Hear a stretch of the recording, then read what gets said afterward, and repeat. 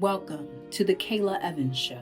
This platform is uniquely designed to educate and empower individuals of all walks of life as we converse with experts of various industries.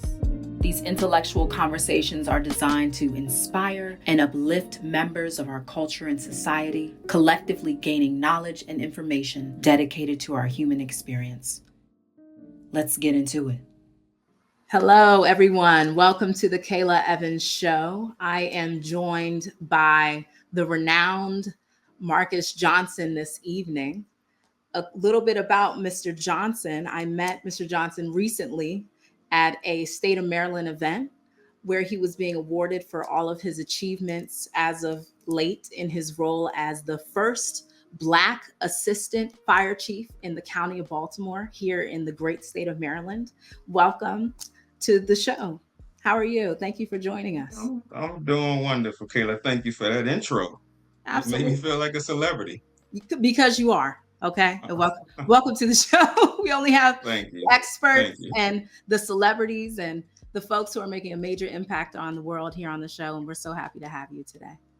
Thank you. Happy to be here. So tell us a little bit about your career journey. You've been in the fire department for 20 plus years. So we'd like to hear a little bit about how you came to your current role.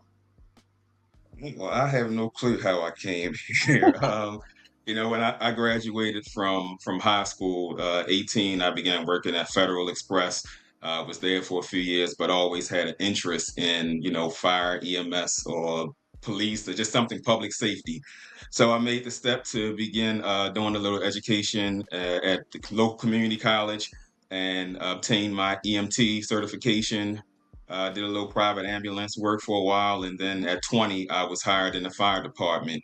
Went to the academy and then worked my way up through the ranks from a firefighter, through my current rank of assistant fire chief. So I've done a little bit of fire prevention as I was the fire marshal for Baltimore County for a while. A little bit of operations work, of course, both in the field and now I'm back at headquarters, and I'm the assistant fire chief that serves over operations division. You make it sound so easy as you maneuvered from your start to where you are right now. So tell us a little bit about your role right now as the assistant fire chief. You've made history as the first Black man to achieve such a role at this particular point in your career. What does that role actually look like today? So a little bit about what I do. So I'm the assistant fire chief of emergency operations. So basically with that, anytime you call 911 and we have a unit respond, I have oversight of that unit. Whether it's the ambulance, whether it's the fire engine, the fire truck, it's the special operations, it's our hazmat unit, anything that encompasses operations ultimately falls under my command. How many individuals is that at this particular point?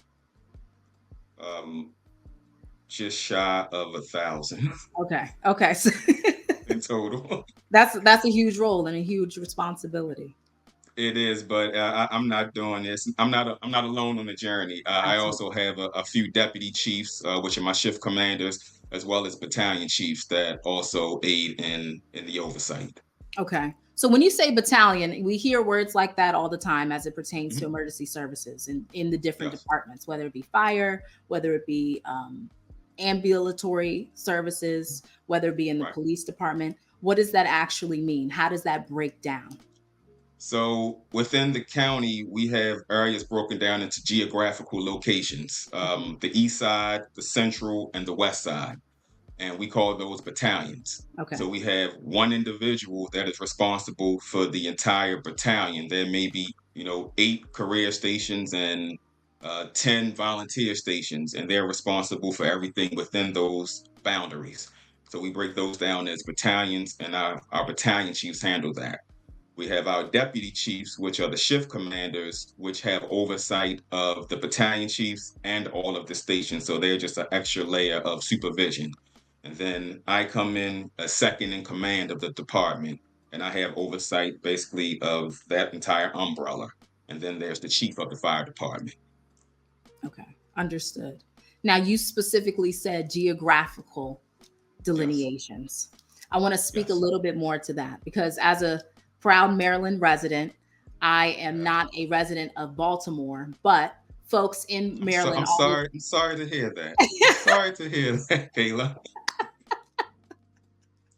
Okay, I'm just gonna laugh at that, and then I'm Yeah. gonna continue with my question because I would say something. But I love Baltimore. I visit often. There's so much happening. I've been hearing a lot about some of the money that's coming, the major development that's coming to the city. But I want to speak more to the delineation between the city and the county. Okay, so we have the city of Baltimore, Mhm. and then everything that is kind of, I guess we call it the suburb Okay. of Baltimore City that surrounds it is Baltimore County. So Mhm. we are the outskirts that basically surround Baltimore City, and then it branches off, of course, to your Anne Arundel County and Mhm. Howard County, Prince George's County. Uh, but basically, the outskirts of Baltimore City surrounding area is Baltimore County. What is the activity from a fire response perspective look like in the county as opposed to in the city itself? The same, Okay, so there's no the major same. difference in activity or anything like that. There's no major difference. The only difference that we have is Baltimore County also has volunteer stations, which we work extremely well with our volunteer partners. Baltimore City is a entirely career fire department, where Baltimore County we have 25 career fire stations and we have 29 independent volunteer Oh stations. wow. How do Yeah, so volunteer I'm we're a large department. You are a large department. I want Mhm. to you mentioned the volunteer department. I've always Yes. wondered, how does one qualify for that? How do the volunteers pour into kind of the mainstream um, department roles within the department overall? The volunteers are our individuals that they go through the same training as our career personnel, whether it's the EMS side or the fire side. We're trained to the same level, but we have some individuals that just have a passion for serving their community and do not wish to receive any, financial, gains from that. They just enjoy serving the community, so they volunteer their services. No different than someone would do volunteering for, the Red Cross or any other organization. They're just doing it within the fire service. Thank you for painting that picture. And I've I always believe the police also have a branch of a volunteer service, which is called the auxiliary police. You right. may hear the auxiliary, kind of the same flow. I've always wondered if the qualifications between the volunteers and then the county or the city employees was any different.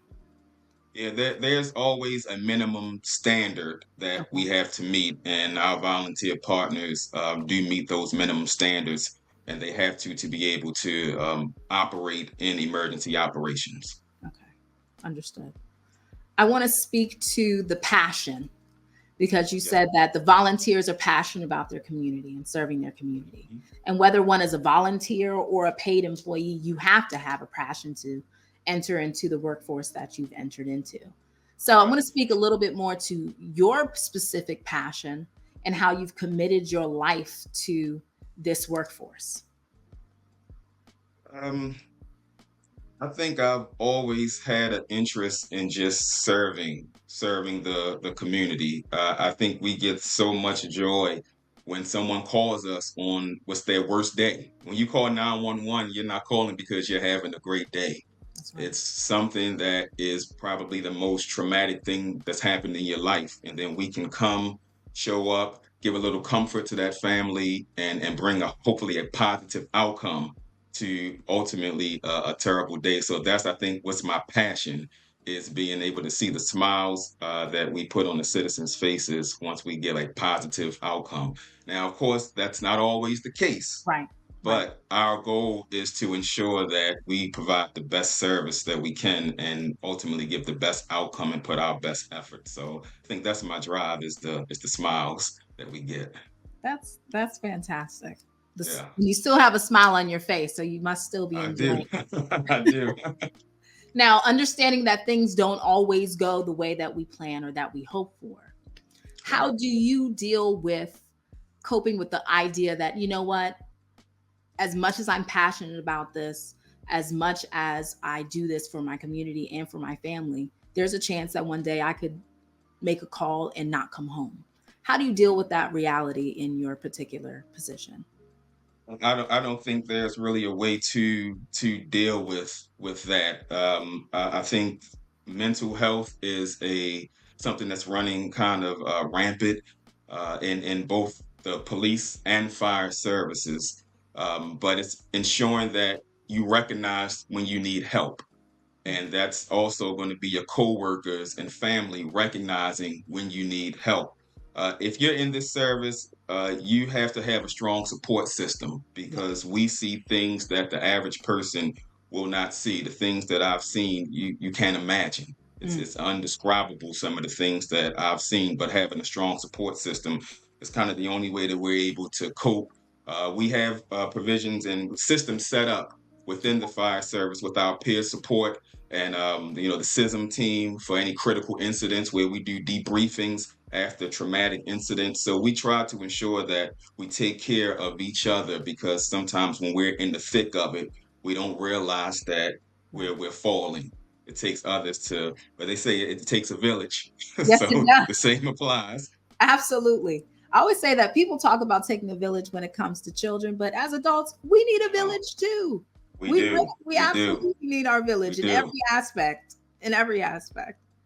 I want Correct. going along those same lines. How would Mhm. you speak to an individual who has interest in joining the fire department in whatever capacity? Maybe they're coming straight out of school, or somebody who's just coming into the workforce for the first time. If they wanted to navigate a career within fire services or any of the emergency services, what's some of the advice that you would give them starting out? I would encourage them to speak with someone that's in the profession, so that they can get a real understanding of what it actually encompasses. Stop past any of our fire stations. Our crews are more than willing to invite you in, go over the equipment with you. We love to interact with the community. So if you're at any Baltimore County fire station, feel free to stop in, whether that's a career or volunteer station, and just ask a lot of questions. Ask a lot of questions, but I also encourage people to volunteer.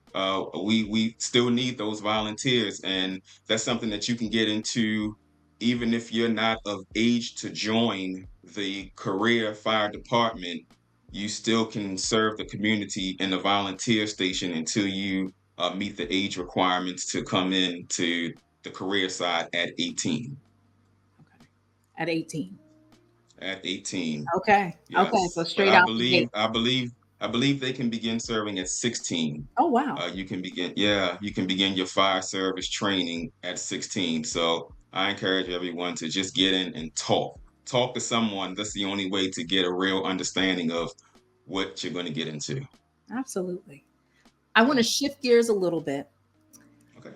And as I stated earlier to our viewers today, I met Chief Johnson at an event, and at this particular event, he was being awarded for his efforts in the Key Bridge devastation.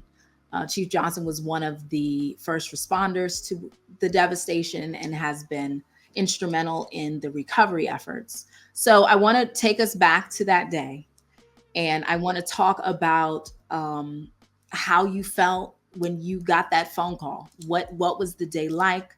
What was your role in that day? I just want to hear your thoughts.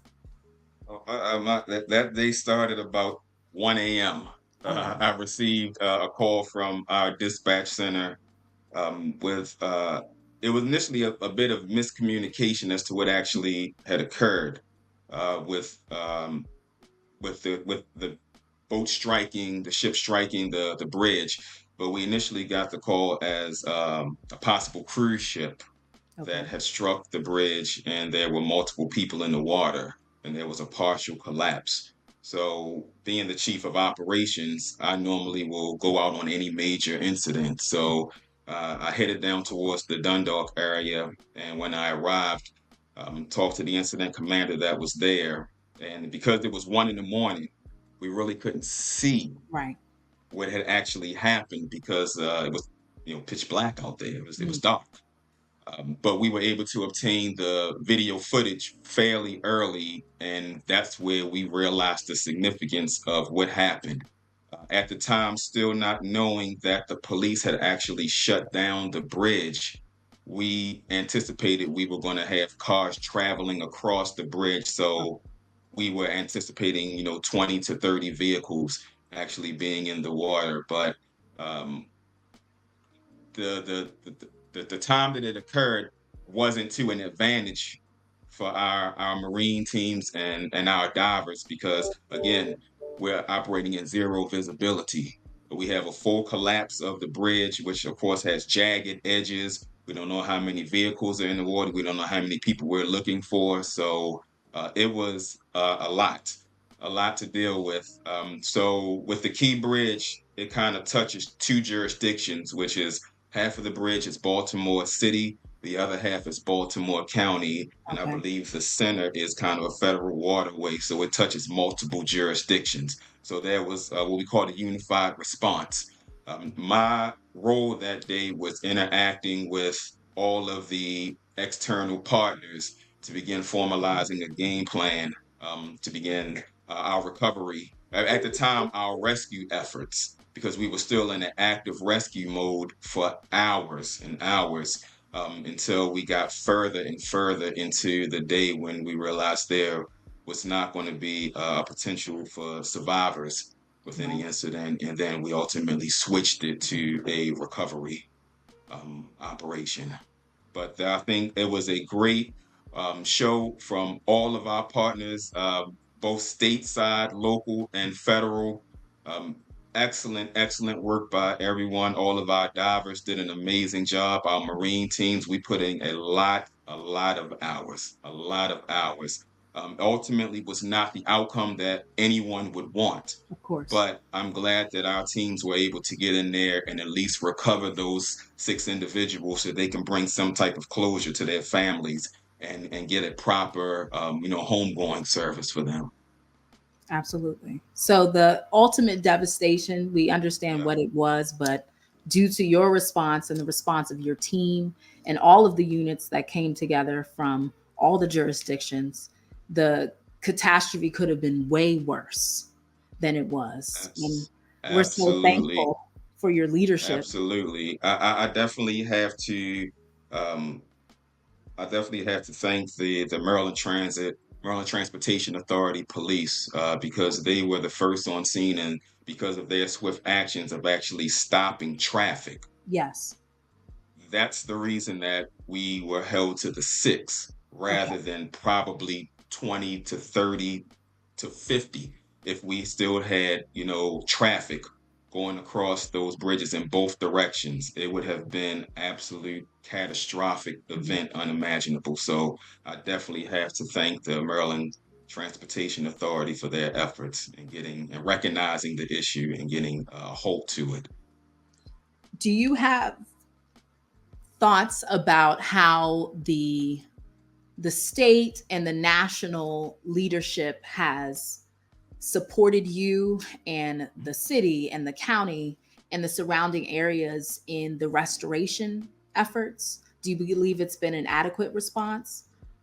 Yes, I mean, from my vantage point, I think Governor Moore has done an excellent job. I believe it was the next day or the day after we had President Biden actually come into town, which I was in charge of the detail for that. So I got to work a lot with the Secret Service over Nice. that week.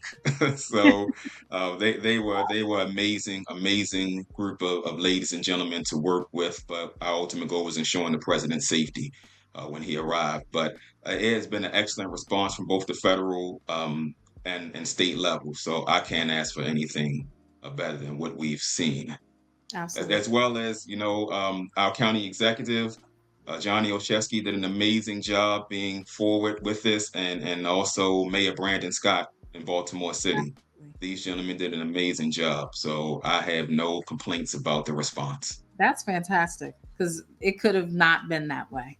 So that's fantastic that we Absolutely. can at least highlight your efforts and theirs here on this platform.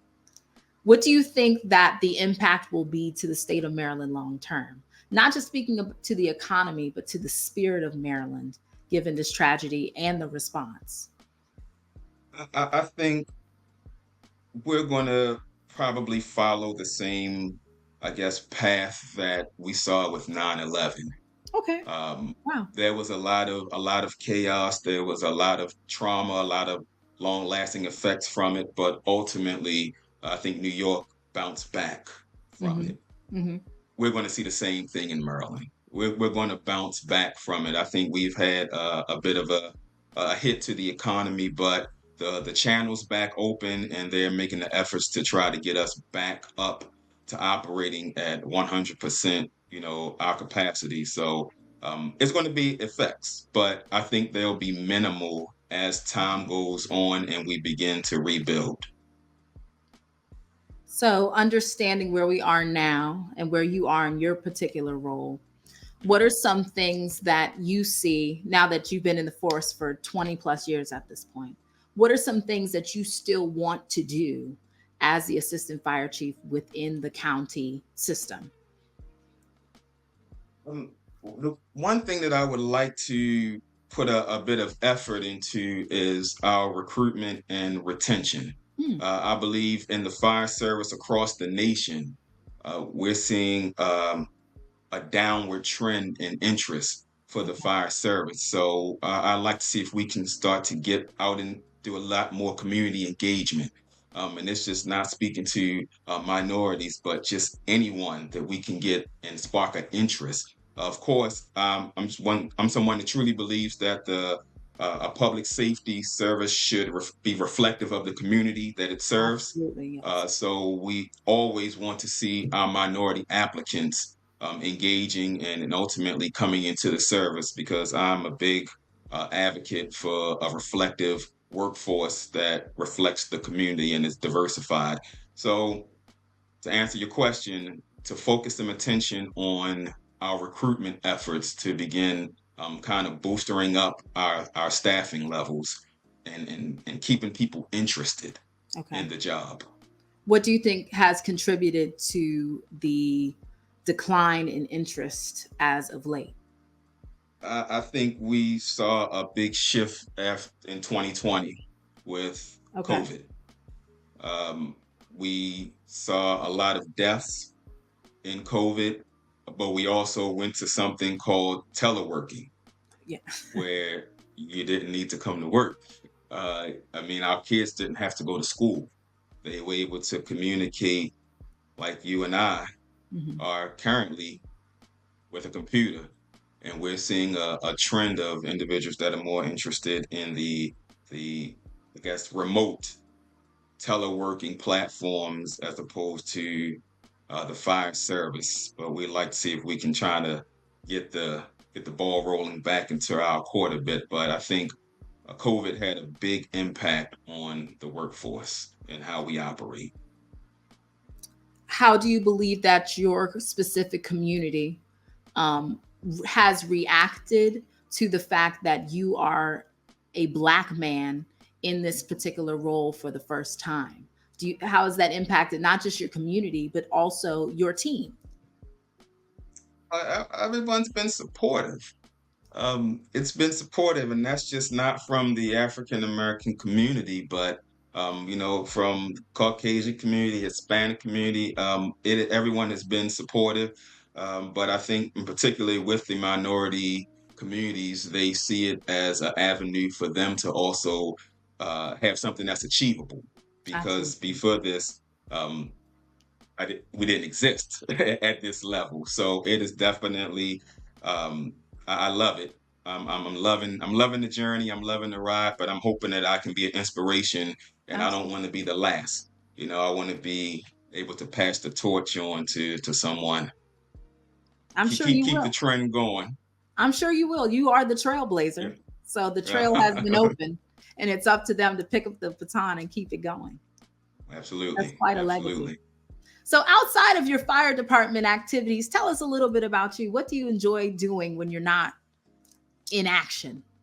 Outside of the fire service, I also have a real estate investment business Oh, fantastic. where Yeah, well, I have investment. I do a property investment and property management throughout the Maryland area, but specifically with Baltimore City and Baltimore County is the focus of most of the properties. So I've had that business since 2016. So I'm loving the real estate journey. Also, of course, proud member of Phi Beta Sigma Fraternity Wow. Incorporated. Give us a plug. So always hanging with the guys in the chapter, just traveling with my wife, kids, just enjoying life. I just try to Caleb, we see so much Mhm. in our profession. You have to be able to have an outlet and Yes. just something that you can do to enjoy. So traveling is a huge thing for me. And my wife loves to travel as well. So we're always on the move somewhere. I hear that and I second that. We already talked Yeah. about that before we hopped on the call today. That's exciting. That's exciting. So I have one last question for you before we close out our interview for today, sir. Okay. As you maneuver throughout this role as the assistant fire chief and your future positions to come that I'm speaking into existence right now, what do you want your lasting legacy to say? I really don't have anything that I want the legacy to be. I just want people to remember me for the work that I've done. Um, I don't want to focus on being the first. I Hmm. think I want the focus to be not me being the last. Wow. So anything that I can do to help anyone try to progress in their future, um, that's where I'm at.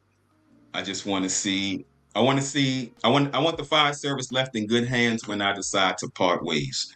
Absolutely. Well, thank you so much, Chief Johnson, for being on the show today and for sharing your a little bit of your journey with us, your 20 plus year journey. This was only a snippet, but we're so thankful that you were able to join us today and share your story with us. This has been another episode of the Kaala Evans Show. You can watch us everywhere that you watch social media on YouTube, and we're on every podcast platform from Spotify to Apple Podcasts. We'll see you next time. Signing out. Thank you so much for joining me for another extraordinary conversation today on The Kaala Evans Show. I invite you to stay engaged with me on YouTube, Instagram, and Facebook. Please follow me at The Kaala Evans Show on all social media and podcast platforms. More love, more life, more blessings. Until we meet again.